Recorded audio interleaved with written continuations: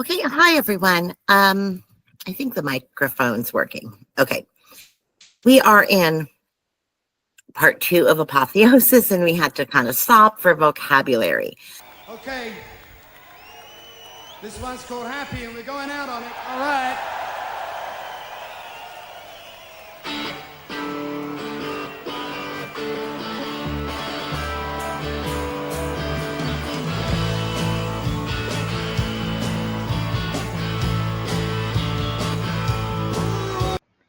And we stopped and slowed down a little bit so that we could get our words right.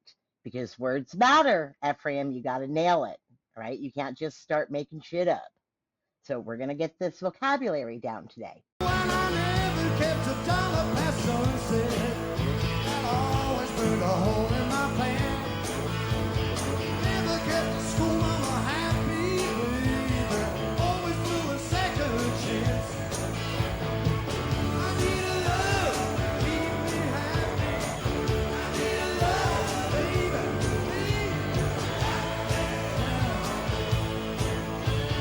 But let me remind you of where we were, because it exposes Paul.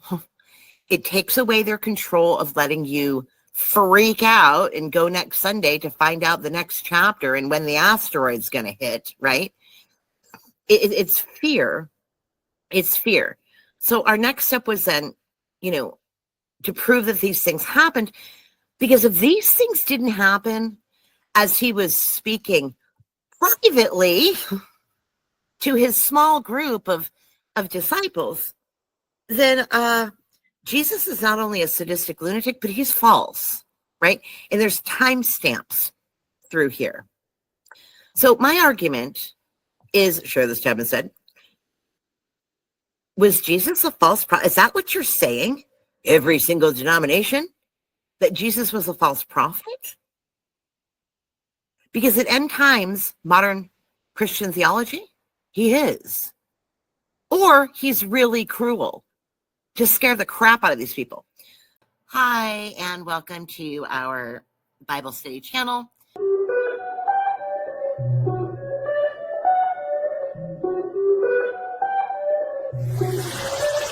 Energy.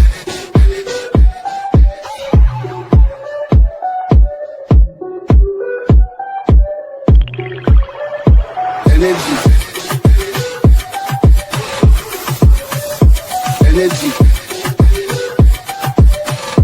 You cannot fuck with this. Energy. You cannot fuck with this energy.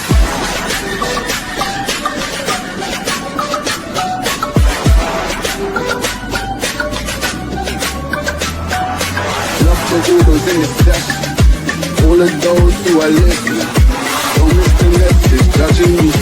You cannot fuck with this energy. Energy. These are videos that go pretty in depth. First thing you should probably do is pause and read our 12 rules for reading biblical text. And if you don't like the 12 rules, or you don't understand the 12 rules, well, I don't have time to explain them all. Go back to the book that I wrote and uploaded on this channel, which takes you through the entire arc and how we made these quote-unquote 12 rules as a framework of what we found after 7 years digging meticulously and carefully through the text. So if you're confused, go do that. If I refer back, well, that's probably because we actually post these things in order. So they're all done in series. And if you jump in at the middle of a series without any schema or background knowledge, and you get all pissed off, well, that's also not our problem. This is a group where we go line by line, scroll by scroll through the text. Warning, we are not language sensitive, so if you can't handle some cussing, it's not the place for you.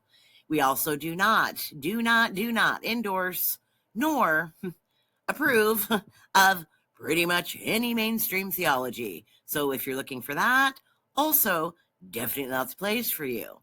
We do a video about the characters that we use in our Bible study series. And the reason we do this is sort of so that they can kind of get in your head. So we do have a video explaining why we chose the people we chose and how their sort of energy characteristics go along with the biblical characters to modernize it for people so they know what the heck we're reading.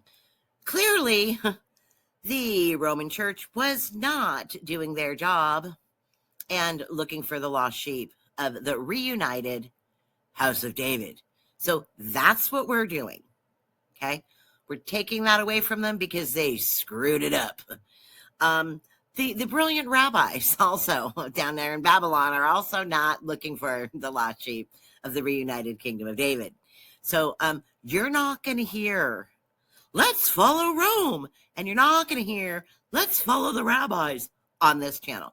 Because, you know, sorry, not sorry, but the Bible wasn't actually written for the corrupt Levitical priesthood post-Babylon and Persia to read it through their little janky books. And it also wasn't written to be read through the eyes of pagan 4th century church fathers. So we're not doing that either. You guys can both have a seat. Oddly enough, the Bible also wasn't written to be read through the eyes of some dumbass scholars with pieces of paper that say they're smarter than everyone, but have never seen a Davidic covenant in their life. Not written for them either. You know who it's written for? It's written for the reunited house of David, who are actually in covenant and are actually the sheep. That's who it's written for. That's why nobody else can understand what the heck's going on. What you are going to hear is what you're supposed to hear, which is, let's follow the king. And let's get started. So,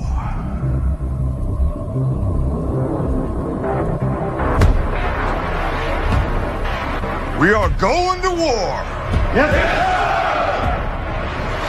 Yep. We had just gone through Matthew, Mark, and Luke, and we took a look at, really anchored in Matthew 24, which is the big place that current modern preachers go to scare the shit out of everybody. So we looked at the prophecies and the warnings all through Matthew 24 line by line, and then we went back to Luke and Mark and sort of looked at what they said, and there's some differences in there that we didn't really highlight, but we'll get to those. And we're moving forward to see, did these things happen? Did these things not happen?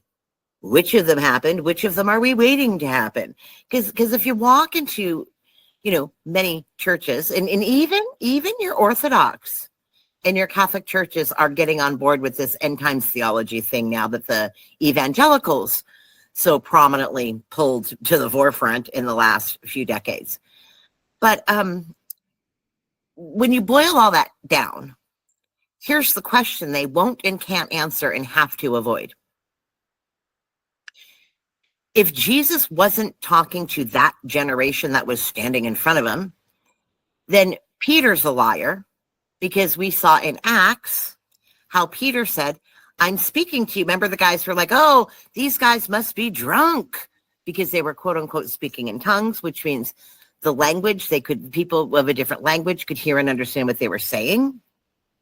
We talked about that. And he says, and they go, oh, look at these guys are drunk. And he said, no, they're not drunk. We are in the end times, where it says people who have dreams, and your sons and daughters will prophesy, and old men will have dreams and visions and all that stuff. And Peter referred back to that prophecy right then to those people to answer the question in Acts as to why they were talking funny. He's like, because it's the end times, that's why. And then he went back to David, and we went through all that. So if they weren't in the end times and Jesus's warnings wasn't meant for them, then Peter's a liar. Then Jesus is a liar, and he's like, he's a sadistic weirdo lunatic, because why would you warn your apostles about all these things? Like, they pulled him aside and said, hey, Jesus, when are these things going to happen? And he told them, his apostles. And remember, his apostles, he separates them from the rest of the crowds and tells them, this is what the parables mean, guys. And, he gives apostles super special information so that his words can't get twisted by false teachers, right? So if the false teacher is out in the crowd of hundreds and hundreds of people listening, and Jesus tells a parable or gives a warning, right? Then he goes back to the 12 and says, all right, guys, this is what it really means. And that's when they start to question him to get clarification. So Jesus isn't teaching this to everybody. He's teaching it to his apostles. And, right in Matthew 24, sure this happens. It says, when Jesus left the temple and was walking away, his disciples came up to call his attention to the buildings, and he responded saying, don't you see these things? And then when he was seated on the Mount of Olives, disciples came to him privately saying, so his students, and this is important because Jesus talks in parables, and then he turns around and explains it to the apostles. He explains them privately. He's not telling everybody who's standing in front of them in these big public sermons that he's doing. When Jesus is out teaching, right, that's why he's always saying, if you have ears to hear, we went through this in Saul and in Luke, right? If you have ears to hear. And then later on, he pulls the big guys over and says, okay, let me tell you what it means. Why is he doing that? Because he doesn't want the message corrupted by janky ass leaven in the bread. But what that also means is if you weren't part of the inner group, the inner circle, getting these things explained to you, you would know. And I want you to think about that when he's warning about if you see something in the desert that says it's the Christ, don't believe it, don't listen to it. Well, who wouldn't have had that Matthew 24 warning explained to them? Was Saul of Tarsus in the crowd when Jesus was giving that warning? No, because he didn't talk to the crowd. He pulled his students over privately. Was Saul of Tarsus in that private group when Jesus said, hey guys, if something's out in the desert and says, I'm the Christ, don't listen to him. Don't listen to him. I'm not there. Remember that? It's like, can I sit at the lunch table with you? Well, they may not have liked him, right? But Barnabas brought him to the apostles. And the apostles knew because he's talking to them privately. So Saul's whole story, if you weren't part of the select group getting the secrets, right, you wouldn't know.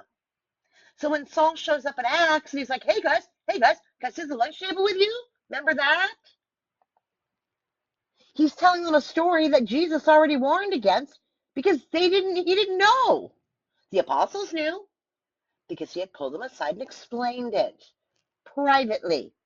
You see how not telling everybody everything preserves things all the way back in Mayhem, right? James preserved the books. Don't let the books out. Remember how crazy James was? I'm going to call him the ether. And that God of the whole universe, and you're going to be trying to fuck with the books. Remember that? They kept things close so that outsiders couldn't corrupt the message. You had to be an insider to get the real information. And we're going to talk about that really soon when we get to the white stone.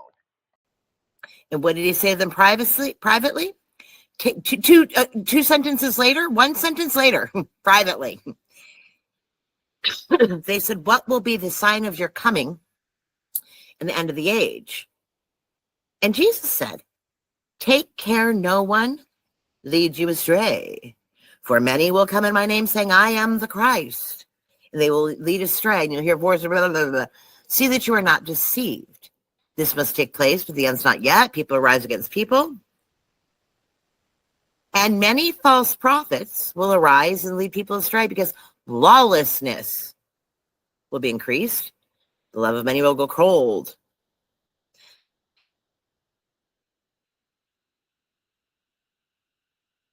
If anyone says to you, look, here is the Christ, like on the road to Damascus, or there he is, don't believe him. For false prophets will appear and they'll perform great signs and wonders. And it's funny, the signs and wonders thing, there's so many rabbit holes that I just skip over. But also in Acts at the Jerusalem Council, in the middle of the Jerusalem Council, Peter gives his speech and says, I'm the guide of the Gentiles. The whole congregation fell silent. And there's one little sentence in there in Acts, and it says, Paul and Barnabas stood up and started telling them about the quote unquote signs and wonders that they were doing when they were teaching to the Gentiles. And then James pops in and says, okay, here's my ruling. Well, it's funny that the same phrase, signs and wonders, is used right there with Paul. So there's so many things to add up, but we can't do all of these because we haven't read it all yet. So we just kind of stop and throw things in as we go. And they're going to lead astray, if possible, even the elect. Even those specifically chosen sheep to serve God, they can be led astray too, so be careful. Mark, well, I've warned you in advance. So if they say, there he is, out in the wilderness, in the desert, there's no wilderness like, frickin' Alaska, out in the middle of the Middle East deserts. So this is desert landscape, barren land. We've done this before. Lone, desert, wasteland, uninhabited. Doesn't mean wilderness. It means desert. You don't want to put desert because then you're like, oh, Paul, desert, road to Damascus. So if they say to you, there he is out in the desert, don't go.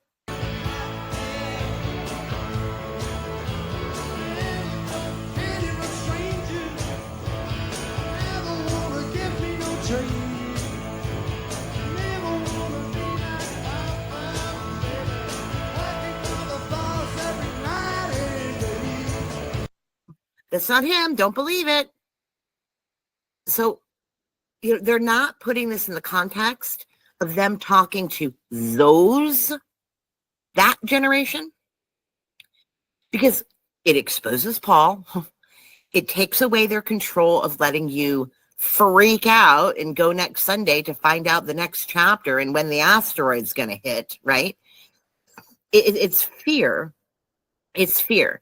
So our next step was then, to prove that these things happened, because if these things didn't happen as he was speaking privately to his small group of disciples, then Jesus is not only a sadistic lunatic, but he's false, right? And there's timestamps through here. So my argument is, sure, this Chapman said,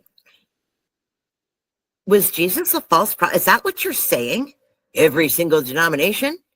That Jesus was a false prophet? Because at end times, modern Christian theology, he is. Or he's really cruel to scare the crap out of these people. Back in Matthew, when they came to him, quote unquote, privately and said, Jesus, teacher, what is the signs of these things coming? If Jesus wasn't false and Jesus wasn't crazy, then the answer is, well, you don't really have to worry about those signs. Don't worry about those. I'll make you a quick checklist, but I'm not really talking to you. I'm talking to people far out in the last of days, the end generation, when the whole cosmos crumbles. So that's not going to be for thousands of years. And don't worry about that. And as a matter of fact, don't worry about most things that I've taught you, all those parables and how to live and follow the commandments. You only have to do that for a little while, a couple more days. Just do that for a couple more days. Because when I die and take my life, when I lay down my life and take it up again, everything's going to change. A whole new guy's going to come. I'm going to pick him out on the road to Damascus. I'm going to remember Damascus, look for the road. Great things come from Damascus. And he's going to be an occult black magician without baptism or repentance, because after I die, you don't need those things anymore. And I'll tell him what to do, because there's a whole new thing starting. That's the logic of dispensationalism. So then, and the argument is, well, everything changed after Jesus died. Some denominations go far enough to say you don't actually have to listen to Jesus anymore, because he was just talking to the Jews, and everything changed after his death and resurrection. So now that Jesus is the divine ruler in the heavenly kingdom, now we follow Paul. So don't worry about the Jesus stuff. Like, they go that far because they have to. At least they're more honest about what they believe, because that's more honest. Because anything after his death and resurrection, right, which would be the beginning of the book of Acts. What the hell's Peter talking about? Jesus was gone during the book of Acts. What is James talking about in the book of Acts? Why isn't it just all grace, grace, grace? Like why is James even bothering to say anything anymore except Pauline theology, right? Like, it doesn't make sense. They cast lots for a new apostle. Why? Because the old one sold Jesus up the river for a few pieces of silver. Remember Judas? So they went back they were casting lots. We'll see that today. Well, why would they choose a new apostle by casting lots if the final apostle, Paul, was coming to straighten shit out and throw everything they said away anyways? Like, it doesn't make sense. So no, Jesus was not a false prophet. He wasn't a lunatic, and he wasn't a fearmonger. So part of our job and the overall theme is to prove that no, he wasn't false, and we should be listening to him. All right. So before we start, we're going to do some vocabulary, because words matter, Ephraim. Words matter. And I want to tell a quick story. Actually, I have two quick stories about idioms. And the reason I want to share these is because I work a lot in ESL, or I used to. And there's something called schema. And I just want you to think of schema is the organizational pattern in your brain, like a filing system. So a new piece of input comes in from your senses, right? And it goes into this filing cabinet. And as you gain more information and dots start to connect, your brain fills these giant filing systems. I want you to imagine like a paper plate, right, hanging on a wall. And you're throwing words or vocabulary or concepts at that plate. If you don't have a schema or a filing system in a place to put those words, they're just going to kind of fall to the back of your brain and like be a mess, and you're not going to be able to connect things. So schema is that organizational system. So if I say to you Rottweiler, some people think danger. Some people think pleasure. Some people think work, like training, right? If I say to you pregnant, some people think, ooh, danger. Like, I wouldn't want to be pregnant right now. I'm too old. Or like your teenage daughter, right? If you have a teenage daughter, you might put the word pregnant into the category in your brain schema that says danger, trouble, or, you'd put it in pleasure and happiness if you're trying to start a family. Or if you're having trouble getting pregnant, then, and you really want a child, you might put that in the work column, right? Because, you're checking ovulation, and then your husband comes home and you're like, honey, right now. Or, doctor's appointments and figuring all that out. So sometimes, you have to work a little bit. So let's take a real world example of idioms, right, in America. And we have lots of different idioms in figurative language in America. But, we often even have different ones for different parts of America, right? So if you come down south and you hear bless your heart, that's not necessarily a good thing. We're kind of calling you stupid. Like, oh, bless her heart, like that, right? It's kind of like, okay, you idiot. I mean, there's a lot of different, sarcasm and idioms and different spill the tea. My daughter was spill the grandma's got the drip today. And my mom's like, what? She's like, it means you're close, like you're dripping, you got the drip. You know, there's just different generational things, different contexts. I always used to tell my kids in school, I'm a Southern California beach girl. So you want to talk to me in like quote unquote surfer lingo? I understand, but I can't walk into a classroom and use those same idioms and that language pattern, and they're not going to know what I'm saying if I'm in a classroom in New Orleans. It's a totally different set of figurative language. And if you do use them, you have to explain them. Okay? So I want you to keep that in mind when I tell these stories. The first one, I'm in a classroom, and we've got the picture of this monkey, right? Well, there was no picture of the monkey. And I was working with a teacher, and she was like, I need help because my first or second graders, and these weren't second language students, they're just kids, and they were doing a lesson. And one of the questions she asked, they read the text, and the sentence was, and the monkey was lying in a hammock. So it's telling you all about this monkey, and it's describing this monkey, and this is the monkey's lying in a hammock. And the point of the story was it was showing that the monkey was lazy and procrastinating, and didn't want to get out of the hammock to go and do its work that day. And that was the point. But so her question was a great question. They read the text, and she said, okay, first or second graders, tell me about the personality characteristics, right? The quote unquote character of the monkey. And this kid raises his hand right up in the front row and goes, oh, I know. He's a really naughty monkey. He's really bad and makes horrible choices. And she goes, okay, thinking he's on the lazy thing, right? And she goes, explain that to me. Prove from the text your answer that he's there's a problem with the monkey. And he says, right there. My proof is it says he's lying. And you're not supposed to lie. So he has bad character. No. It didn't mean he was lying in the hammock. And he was lying in the hammock. Do you see the difference?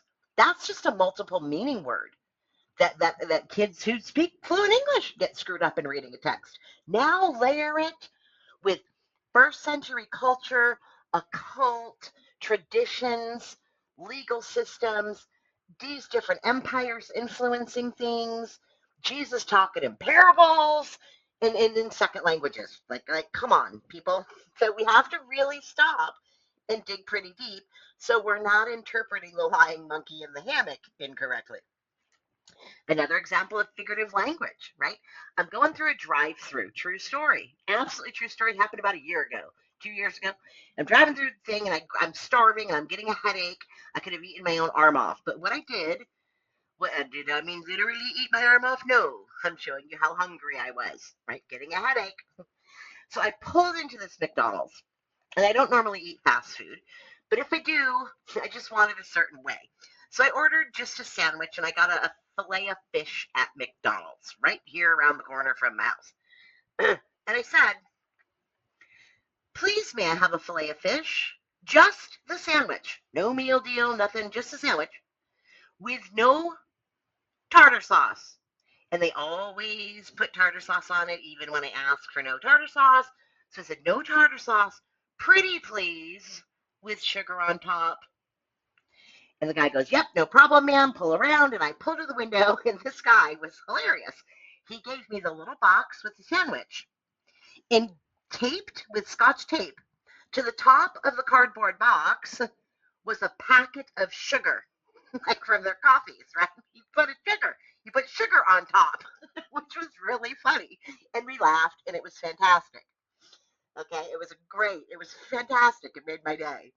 I got the literal sugar, packet of sugar on top. Now, if Jesus said, pretty please with sugar on top, listen to me. You've got modern day preachers running around stockpiling coffee sugar packets because they don't understand the idiom. They're making things that are meant to sort of be figurative languages, and they're making it literal. And so that's one of the problems that we're going to try to clear up today. Okay, I'm really frustrated because my darn thing keeps shutting off, and then I have no idea where I stopped. And I get all pissed. It's because I have to start all over, but I'm not going to start all over. I'm going to continue.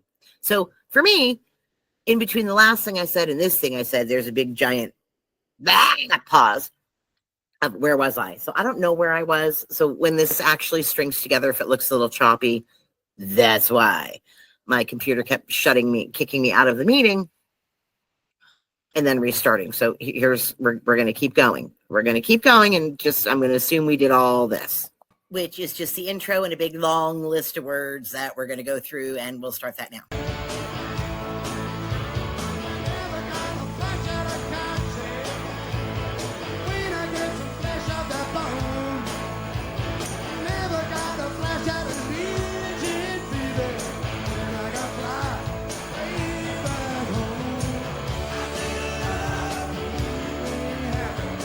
Okay. And we're on lawlessness.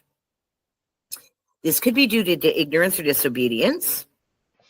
And this is where your Judah chasers get in trouble. Now, by Judah chasers, I mean like your Hebrew roots, because they get a hold of this, apostasia and anomian and lawless one, and they start running and chasing after Judah. So without the full context of post-Babylonian priesthood edits, they're trying to pin down this law, but completely ignoring the history of what happened with the law and how they shouldn't be so sure. We also have the word pseudo-prophets. So I want you to, the pseudo-prophets, this is what the Bible translates as false prophets, which is a great thing. A great translation. But I want you to just sit for a minute with the word pseudo. Okay? Pseudo is not just false. It's also a copy, right? It's a counterfeit. Think of a counterfeit 20. You're slipping it past, and it looks really similar in a lot of ways, but it's not the real deal. Okay?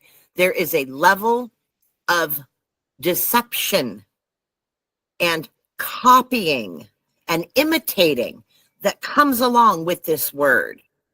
And I think it's better in the Greek because when you think of that pseudo, you think more of counterfeit rather than just false, like true, not true.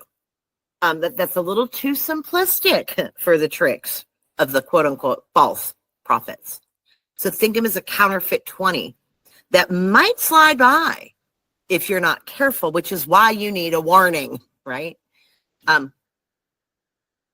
Someone was just straight out being false, it'd be really easy to catch.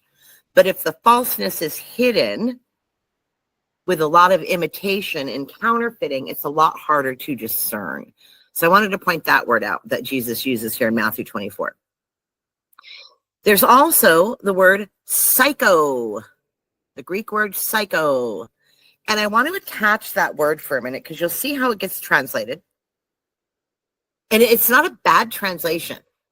It's just Greek is so much more rich than English. So we're going to build out that schema background connotation here. So this word psycho, in our time today, the whole psychology comes from this. Psychopath comes from this. So it's alluding to this mental state, your consciousness, what's happening in your soul on that level. So it's a little bit bigger. And I just want you to kind of expand that schema box out a little bit when we see this word in Matthew. Then we have the final Greek word, parousia. And some end times preachers love to, the parousia of Jesus, the second coming. That word is what they call the second coming. Okay. And there's the word in Greek, and it means presence, not coming. It doesn't mean coming. It means presence. And your presence might be coming, but it's not just coming like walking across. Oh, look, my mom is coming. It means her presence is here, or her presence is soon to be with me. Okay, it's not, I see my mom, I invite my mom over for dinner, and we look out the window, and it's like, oh, mom's coming, or oh, the mail's coming, right? It's more of a presence, an imminent presence. Any minute, The presence of my mother will be there. Not just my mom's walking out of the car towards my house. It's a different connotation again, and we'll see that again in Matthew. So now that we sort of have anomia means lawless, we have to ask ourselves what law, right? And the pseudo, counterfeit 20s, prophets, the psycho, mental consciousness, soul psycho, psychology and psychopath, throw that in there, and the presence of Jesus. Mark those. And we're going to read, look at the text here in the Greek, share this tab instead, and kind of pick out some of these, okay? From the last time, and see how vocabulary changes with the grammar and the semantics in the Greek, and how much more rich the Greek is. Tell us when these will take place, when these things will happen. And what's the sign of your parousia? What will be the sign of your presence? Not you're walking across the street, Jesus. Your presence. We have presence, coming, arrival, advent. Okay? What is the sign of your presence, Jesus? Take care no one leads you astray. Now, let's find our lawless one. Where's that? In our pseudo, here we go. Many pseudo counterfeit 20s will arise and lead many astray. Counterfeiters, imitators, prophets who are imitators. Imitation, not the real thing. I can't believe it's not butter. There, that's what this is. Pseudo-prophets, false prophets. I want you to think, I can't believe it's not butter. That's what it is, okay? And because lawlessness, so the false prophets are going to lead many astray, and lawlessness, anomia, will be increased because of these false prophets, I presume. The love, this is fellow man love, this is big love, will grow psycho. Cold.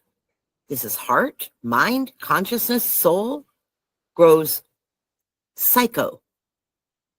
To breathe, cool, pass, be cooled, be tempered. There's no law. So it's not just cold, it's cut off from empathy in the mind and in the consciousness and in the soul. You just don't have that empathy for others. It's a psychological term today, right? Because it comes from the mental, emotional makeup of consciousness of the soul. But he who endures will be saved. In the gospel of the kingdom shall be preached. Okay? So once you can see, this is a great example of all of these words. And I wanted to talk about this word lawless. Because it's not just lawless. It's lawless against the covenant laws, right? Not the Pharisaical post-Babylonian laws. This is covenant law, permanent covenant law, and we'll see that today too.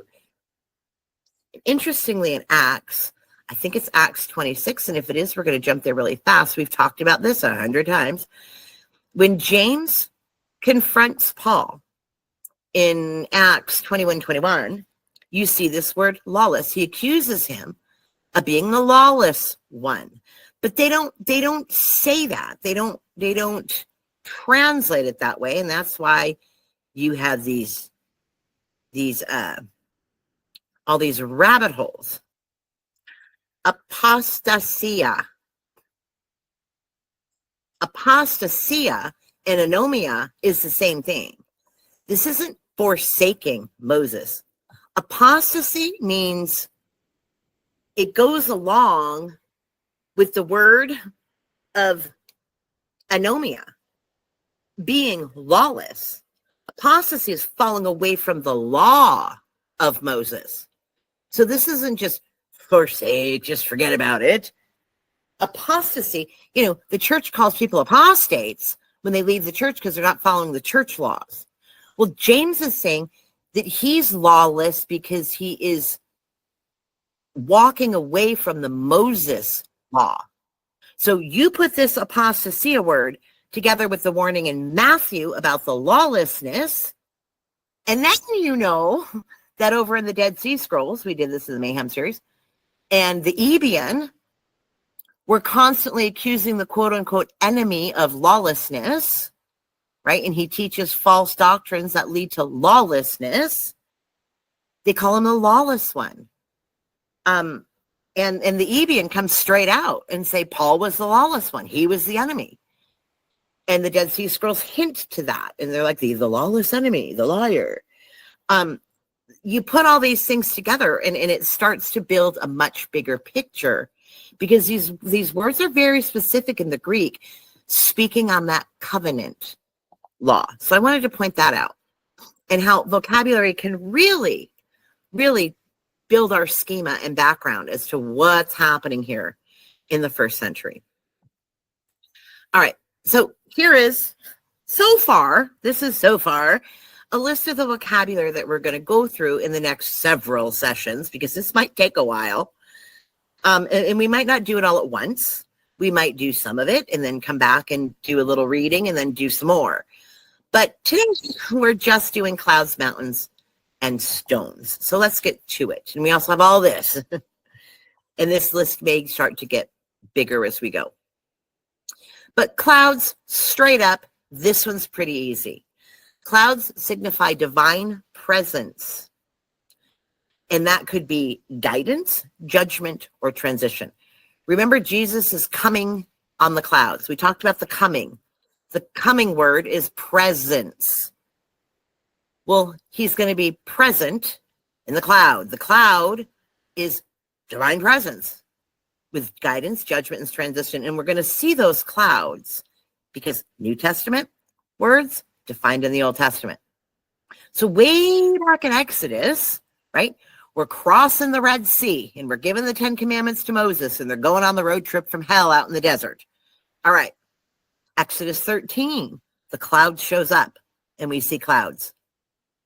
God went before them by day in a pillar of cloud. So in this case, it's the divine presence. In this divine presence is guiding them. Does that make sense? But he came in a pillar of cloud. There you go. Isaiah 19. Again, the Lord rides on a swift cloud and comes to Egypt. Wait. So are you end times preachers trying to tell me? I mean, Jesus wasn't walking around the earth in Isaiah's day. But yet the Lord God, so they're talking about God, right? Rides on a cloud and comes, is present.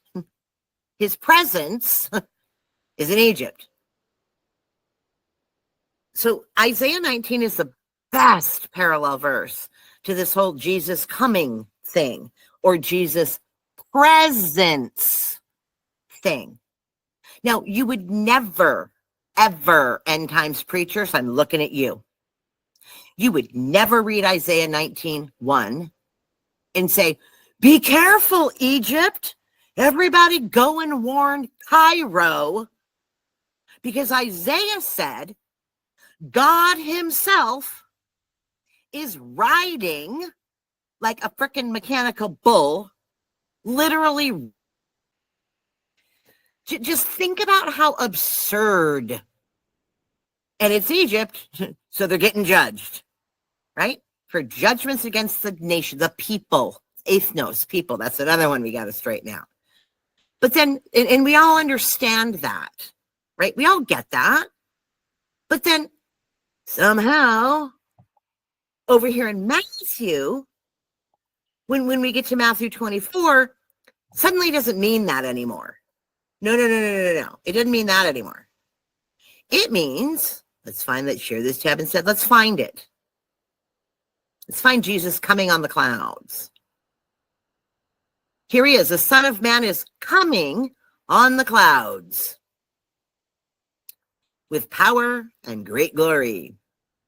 And they're literally saying, look up at the sky because you're going to see Jesus coming on the clouds. Well, then why the heck are you not telling everybody in Egypt to look up because the Lord rides on a swift cloud and comes to Egypt? Like, it doesn't, you see this? You see this? Clouds are an idiom, and it signals divine presence, not coming, presence.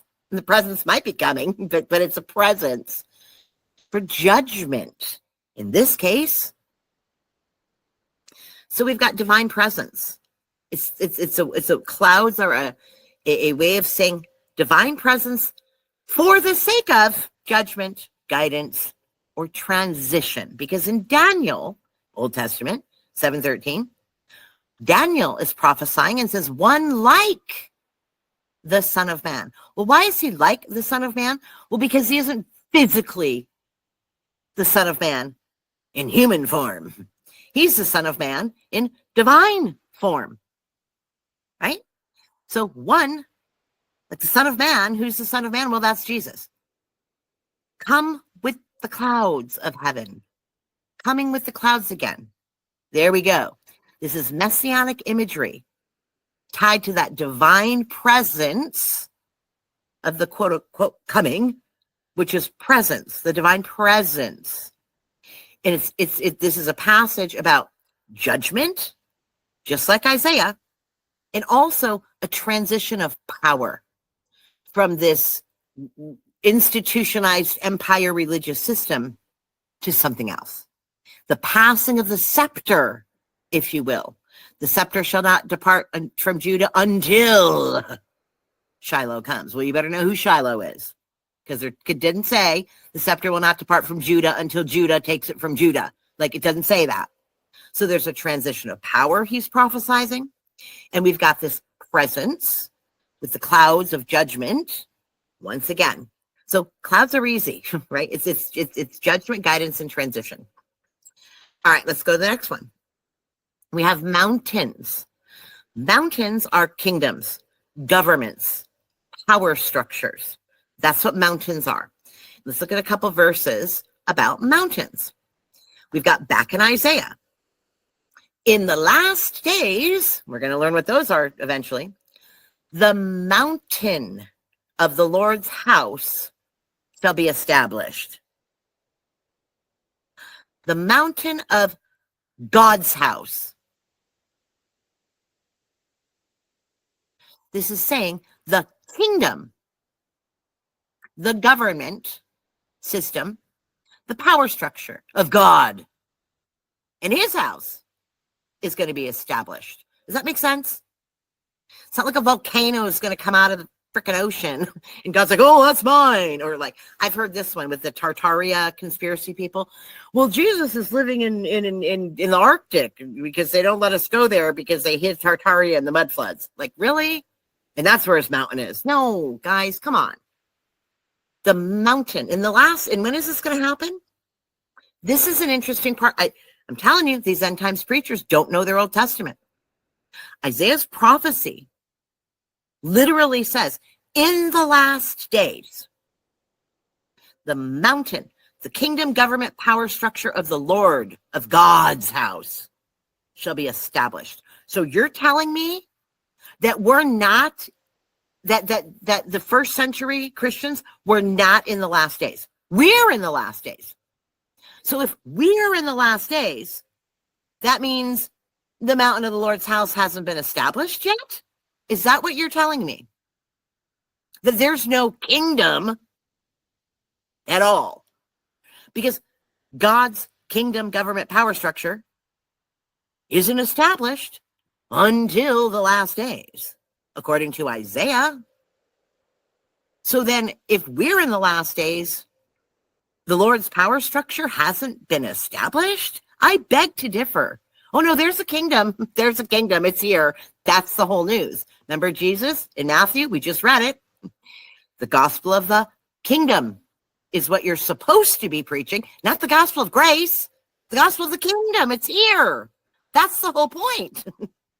Because like Peter said in Acts, we're standing in the last days. Peter was in the last days. Where the government of the Lord's house will be established, the governmental system. But you can't straddle this end times BS and ignore what mountains means. Daniel says it too. The stone, I put a mark by this verse because we'll look at it again in relation to the stone. But for now, the stone became a great mountain and filled the whole earth. That is clearly figurative language. Okay. Stone isn't literally growing and becoming a giant, mountainous region and filling the whole and swallowing the whole earth. That's not what this is. Okay. This is messianic dominion, replacing empire kingdom control, earthly empires. Okay. The stone became a great mountain, a great kingdom, a great governmental system, and filled the whole earth. Now, you see the difference between, oh yeah, the stone is a mountain, it's going to fill the whole earth. We get to rule the whole world. Our kingdom. It's us. It's all about us. We get to rule everything. We're just going to take it all. It's going to fill the whole earth, our mountain. No, that is not yours. It's the Messiah's mountain. It's God's mountain. It's going to fill the whole earth. So let's read it again and put kingdoms, governments, power structures. The stone became a great kingdom and filled the whole earth. The stone became a great governmental system and filled the whole earth. The stone became a great power structure and filled the whole earth. This is messianic dominion, replacing institutionalized empire control. That's what that is. Then we go to Jeremiah. I am against you, destroying mountain, who destroys all the earth. In this case, to give you context, Jeremiah's talking about literal Babylon. And he's describing Babylon because the Babylonian captivity, we just talked about that, was a corrupt mountain or a corrupt government, a corrupt power structure, a corrupt kingdom. So I'm against you, Babylon. I'm against you, Babylon kingdom. I'm against you, Babylon government. I'm against you, Babylon power structure. You destroy all the earth. Mountains are kingdoms. It's very clear. All right. Let's go back to the stone. Where did we read about the stone? I think it was, yes, Daniel said, the stone became a great mountain. Well, what is this stone that became a great kingdom? What do you guys think? Stones are really deep rabbit hole, and I'm so excited to talk about stones today. I've been holding this one in for a long time. This goes all the way back to Ephraim. Remember, Jacob was there in Bethel, and he put that stone. I'm like, remember that stone? Remember that stone? Remember the stone. Put a pin in that. Well, we're going to pull that pin a little bit today. Stones are a foundation, particularly in regard to covenant, security, priestly judgment, and oh, so much more. So in Daniel, the stone became a great mountain. This is a messianic, remember, this is messianic dominion replacing empire control. So therefore, the stone is this messianic power, right? This messianic kingdom power, this messianic governmental structure, which starts small, but grows to fill the whole earth. That's Jesus. Jesus is that stone. So Daniel's prophecy is describing a stone. And this stone, for context of this verse, because we're not just going to cherry pick, go back and read Daniel. Like, we can't do it all because we'd be on rabbit holes all day. But what Daniel's talking about in 235 is his prophecy is describing this stone, and it shatters this statue, okay? And this is a statue of the empires, because we know that Israel and Judea have been under the control of various empirical powers, such as, right, Greece, Babylon, Persia, Romans. Like there's a lot of things, Egypt, Assyrian captivity. Like we've got a lot of people coming in to this little slice of land. So there's this statue that represents all of these empires, and this little stone takes out that statue. Ding, ding, ding. Thinking of David with his stone, taking out Goliath. Okay.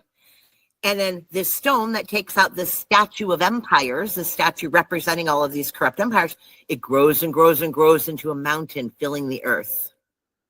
So this whole symbology, when you put the stone and the mountain together, right?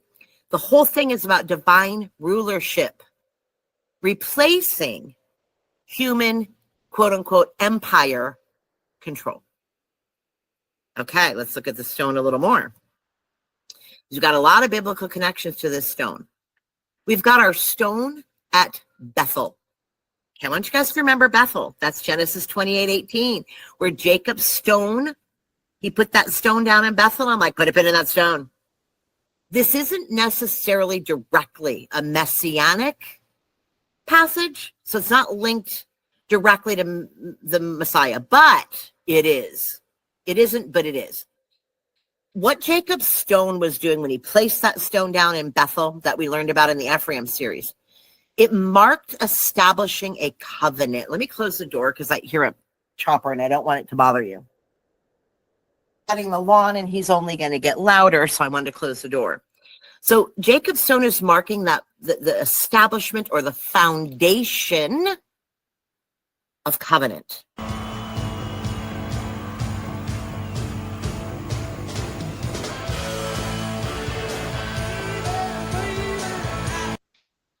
And that was done in Bethel, not in Jerusalem, just saying.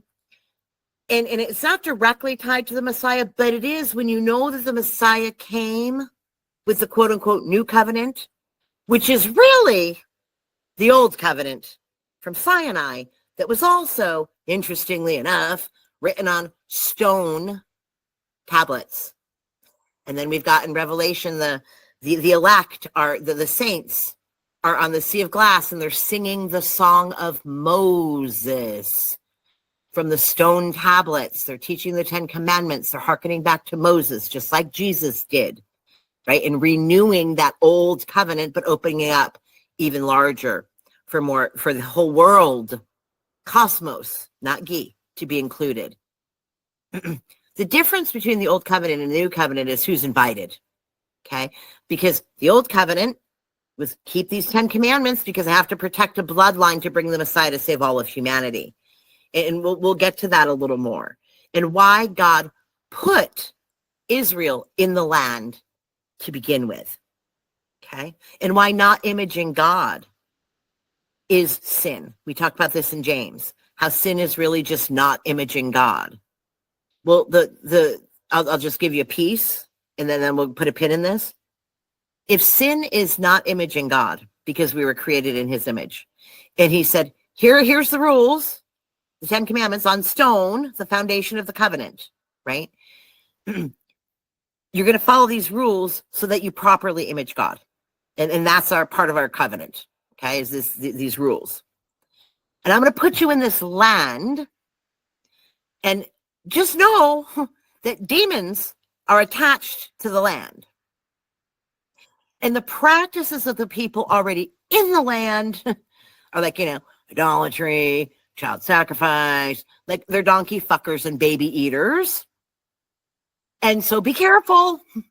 Don't marry outside of the tribes. Don't be gentrifying shit. Here's how it could go sideways. We did this in God Warning Test, right? All the way back in the Saul series. And looking at that, and I'm putting you in the land to image God. Do what I tell you. Don't fuck it up. Image God. Here are the rules. Quick and dirty. And they kept fucking it up, right? So Jesus comes back, right? Corrects all the screw-ups, and then teaches people the original covenant of Moses again. But he goes, but this time, I'm looking for the lost sheep of Israel, right? Because they've been scattered to the four winds because of all of these empire takeovers, They've been transported off to Assyria, and then Persia took over Assyria. Then they were transferred off to Babylon, and then they sent about all this stuff has happened since then. And the Greeks came in, and the Romans came in, like all this shit's going wrong. So here, Israel, my lost 12 tribes out in the world, because at the time, remember, James was talking to Judah and Benjamin, to the 12 tribes in the dispersion, all you people out there that got fucked off into another land because of all of these centuries of empire rulership. Jesus is here, the Messiah is here, and he's restoring the covenant like the times of David before everything got all fucked off. And we're going back to Moses, which is why Jesus is teaching Moses, because that was the original stone tablets of the covenant. But, since all your janky asses, particularly Ephraim, who represents all of Israel, but I'm using the term Ephraim instead of Israel, because Northern Kingdom's Israel, but people are still thinking modern state, right? So Ephraim, Israel, especially those 10 tribes in the north, they really liked the pagan hoochie, and they ran off and assimilated with the Gentiles. Well, so did Judah, but that's another story. We're going to clean the house of Ephraim before we even get to pointing fingers at Judah, because they got a whole list of problems over there too. But Northern Kingdom people, they loved partying and they loved the pagan hoochie. So they're out there intermingling for centuries with all of these pagan wives in different countries and adopting their gods and their idol worship and their temple practices and just partying and having a good old time. Think of the prodigal son. They're out there just woo, and don't even know about their inheritance anymore. So Jesus is looking for them first to say, hey guys, covenant, ding, ding, ding, ring a bell. But since they've already integrated throughout the world, they're called, quote unquote, Gentiles. Gentiles are just lost Israel. That's all Gentiles are. And then they've intermarried, bloodlines mixed with all these pagan people out in the world, all the pagan hoochie. So, well, guess who else is invited to the covenant? Any pagan that wants to listen. That's the story. But it's still the covenant of Moses. It's still the covenant. The new covenant is quite literally the old covenant. It expanded because Abraham's seed went out to all nations. You see how that fits together? Okay. And that all goes to this stone. So Jacob's stone is marking the covenant establishment. In Bethel, we talked about that in Ephraim. In Psalms, you know, it's funny, no one ever thinks of David as a prophet. They think of David as a king, and he was. But we've talked about this. David was a prophet, although he's not listed. If you ask anybody, list the prophets, they'll rattle them off. They won't say David. David's not only a prophet, he's my favorite prophet because, you know, I love David. Well, Psalm 118, I don't think we've done this. But we're going to have to. We're going to have to because 118 is a big thing. And nobody ever thinks of David as a prophet. But this one's huge. Who's the stone? Well, that would be Jesus. And coming into a mountain, which is the big kingdom that he's building. So Jesus himself referenced David in Psalm 118 when Jesus said, I'm the rejected cornerstone. They rejected me. I'm the rejected stone. And this ultimately becomes the foundation of God's kingdom. The stone they rejected grew into a massive kingdom.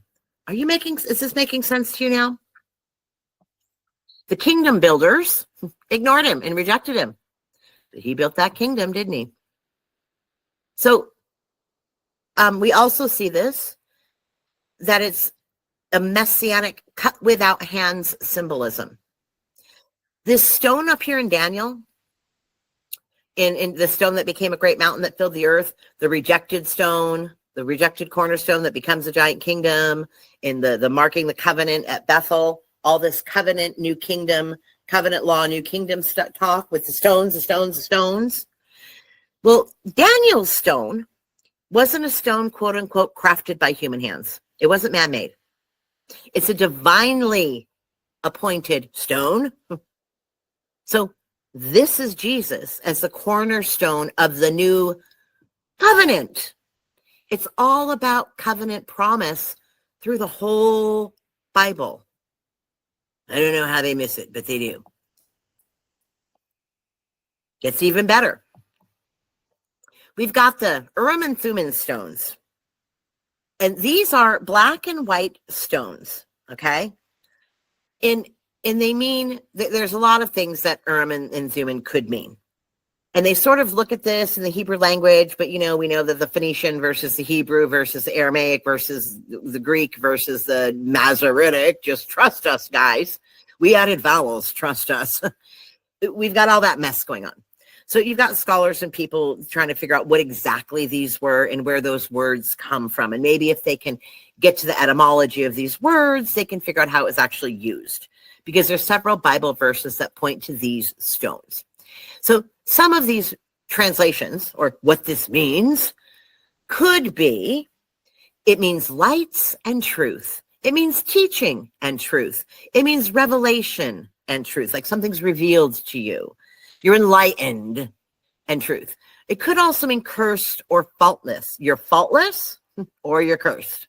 So they're not really sure where the words for these stones come from, but they're trying. And interestingly enough, these two stones, the Urim and Thummim stones, were worn in this priestly garment. These high priests in the old days, you see this in Exodus 28, Ezra 2, and 1 Samuel. Your high priests, remember, no separation of church and state, right? So your priests were the political system, okay? Or they worked together with the king in the political system. And these high priests used these stones to determine God's will. I want you to think of casting lots. We've talked about casting lots, rolling the dice. That's where that comes from. Roll the dice, casting lots, tumbling dice, it's all biblical. They cast lots to find out who the apostle was that was going to replace Judas when they voted in Matthias. Remember that? Okay, this is why. High priests use these stones to figure out God's divine will. And they did this for legal things or covenant things. Keep that in mind. They use these stones to determine divine will in things associated with legal, court system, and covenants. So they were probably black and white and like a binary indicator, like a magic 8-ball. Yes or no? Yes or no? Guilty, innocent. Yes, no. So they're casting lots using these stones and assigning divine intervention to them. And these stones were worn in this high priest. You see this breastplate in this picture. They wore this thing filled with these gemstones, and that's called the quote-unquote breastplate of judgment that the high priest would wear as part of their priestly garments back in the day. Now, what's interesting about that little factoid is we see a white stone. Remember back here? I told you they were probably black and white stones that they're casting laws to determine legal and covenant decisions and what's happening. It's like so now I want you to imagine you're in the court of heaven, because mountains are governments and kingdoms, and there's a governmental system and structure in the kingdom, right? And you're in covenant in the kingdom. Well, we have a white stone that pops up in Revelation 2. And so whoever has ears, let them hear what the Spirit says to the churches. To the one who is victorious, I will give them some of the hidden manna. What is manna? Manna. Well, manna sustains you. It's the bread of life out in the desert, the manna from heaven. And if manna came from heaven, right? The divine manna came from heaven, and it kept them sustained out in the desert in Moses' time on the road trip from hell, right? It provided them life. It was the bread of life, the word of God's instructions. And now build the schema out to Jesus and the divine kingdom on heaven and on earth, part of the kingdom that is established. Well, then everlasting manna, everlasting life. So this is where we go down in the unleavened bread. In Bread and Kisses, we go down that rabbit hole of all the parables. And we learned that leaven, right, is corruption or falseness, counterfeit. Back to the false prophet again, right? The counterfeit. Don't go out. You feed them. The bread is teaching. It's the word of God. It's God's instructions. And unleavened bread is true instructions, because we know the leaven of the Pharisees, the Herodians, that's corrupted bread. We want the unleavened bread. And we did all that back in the, I don't remember, the Saul series, right? Wasn't it Bread and Kisses? And so let's read this again, keeping all those things in mind. And we're only half done with this sentence. Whoever has ears, let them hear what the Spirit says to the churches. To the one who's victorious, I will give some of the hidden manna, the unleavened bread, the uncorrupted teachings that keep you alive. When you're out in the desert, you're going to get that manna from heaven to sustain your life through uncorrupt teaching, knowledge, understanding. I will also give to that person, not only are they going to get life-sustaining manna for eternal life, keeping them alive, and correct teaching and understanding, I'm also going to give that person a white stone with a new name written on it, known only to the one who receives it. So you're getting a new name. Oh, and it's a white stone. Now, in ancient courts, we always talk about the kingdom of heaven is a hierarchy and it's a court system, and there's legal covenants and contracts. And if you have these contracts through your bloodline or passed down, these demonic contracts, you've got to legally separate from those, right? Because you're in a court system. That's why Hasatan is called the adversary. He's accusing day and night in court. So in ancient courts, a white stone meant acquittal, case dismissed. And it symbolized a vote in favor of innocence or acceptance. So you're in court, you get the white stone, case dismissed, acquitted. You've been acquitted. You've been released of all charges. So in the Bible, looking at that revelation, okay, it's associated with people who overcome and are given a new name. Think about the name change. We've talked about this janky name change thing, right? You're given a divine name change. But remember our false prophets. Are they given, was Paul ever given a name change by God, or did he just change it himself to be more culturally acceptable in one place or the other? You see that counterfeit? It doesn't say God came and changed his name. Now, Abram got his name changed. Jacob got his name changed.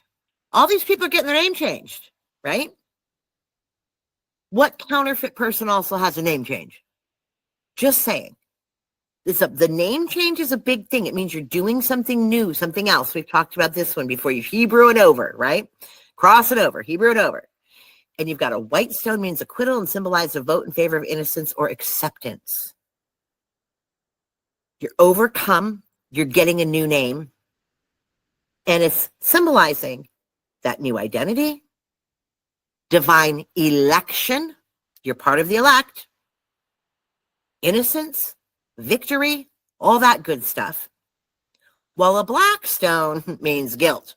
Now, black stone, think about in Islamic cultures, what do we have in Saudi that everyone runs around?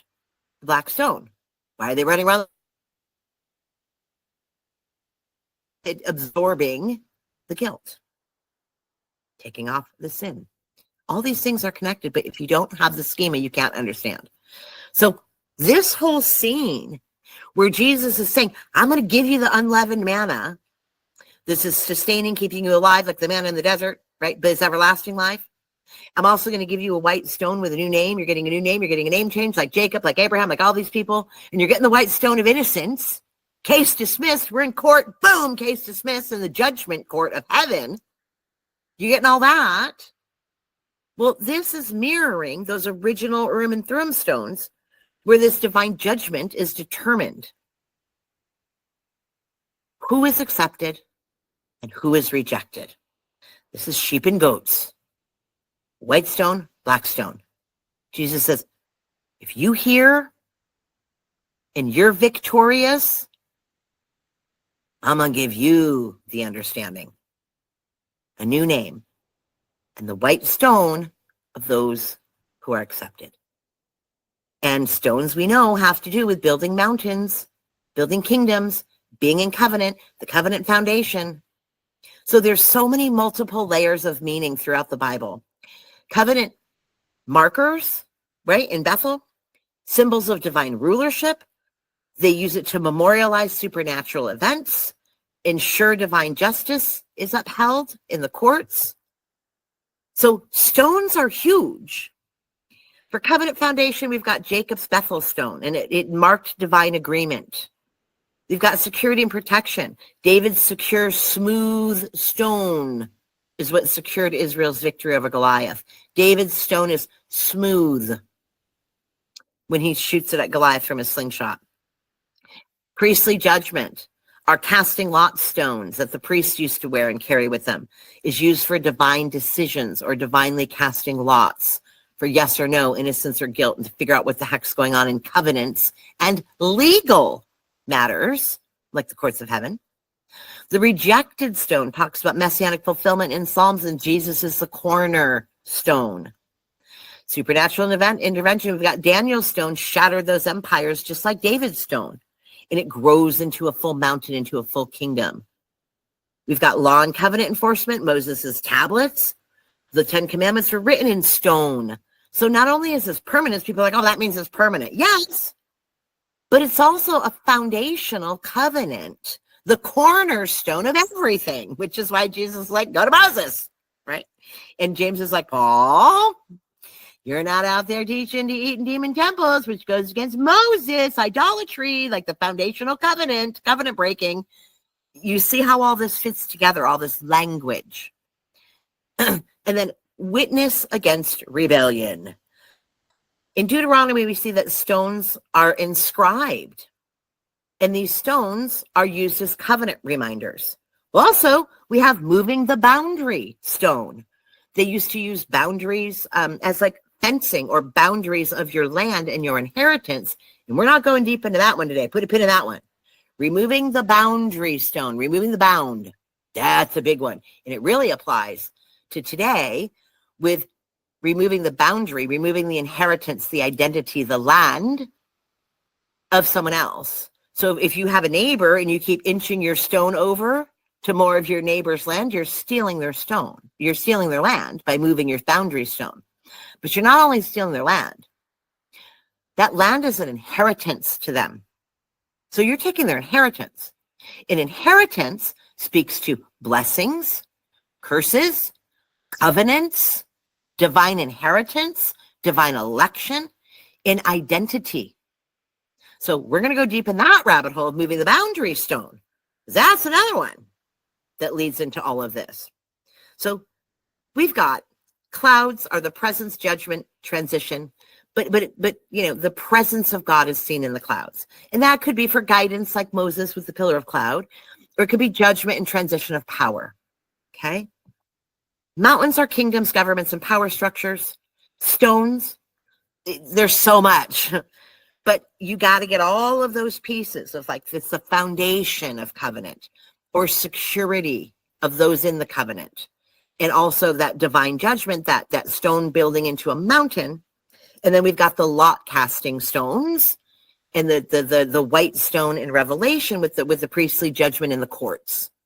And if you're you want a white stone, you don't want the black stone. You want giving you the white stone and giving you that wisdom through the manna, right, of teaching and understanding. So all of that, you see how big this is? And if you mess it up, you're like, Jesus is riding on the clouds, so look up. Like, seriously, slow down, preachers. Because now that we know all this, I just want to go back to Matthew and share this time instead and just read that little part. Okay? Let's just read this little part and put in here what you understand about mountains, kingdoms, covenants, and stones. But concerning the day and the hour, remember, he's talking to his first century audience privately. No one knows, not the angels of heaven nor the Son, but the Father only knows.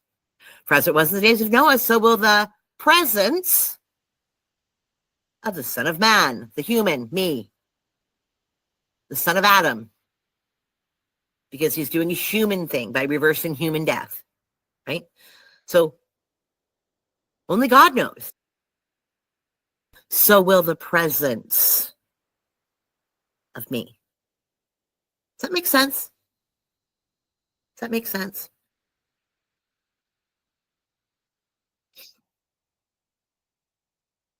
And when he says,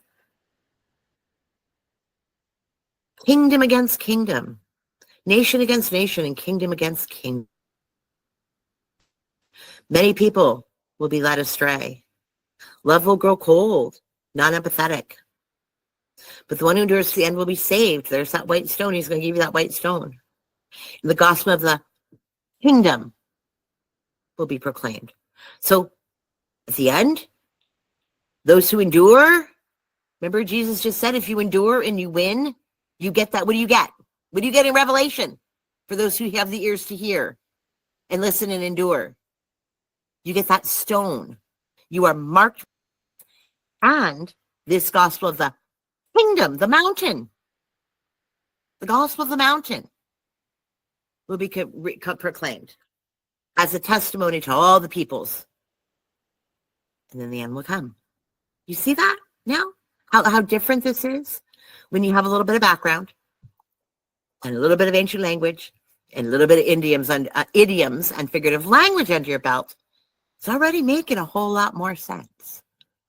So with that,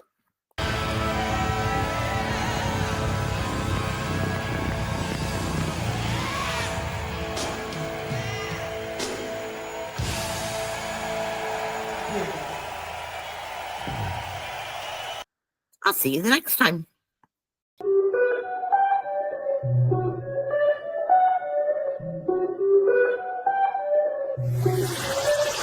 Energy.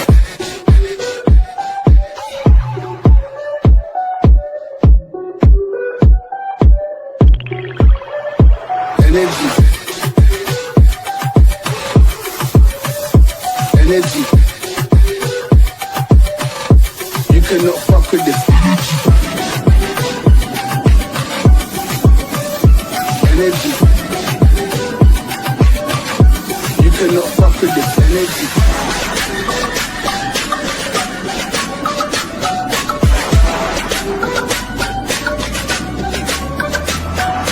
Love to all those in the steps, all of those who are listening.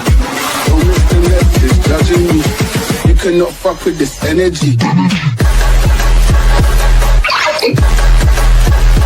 Energy.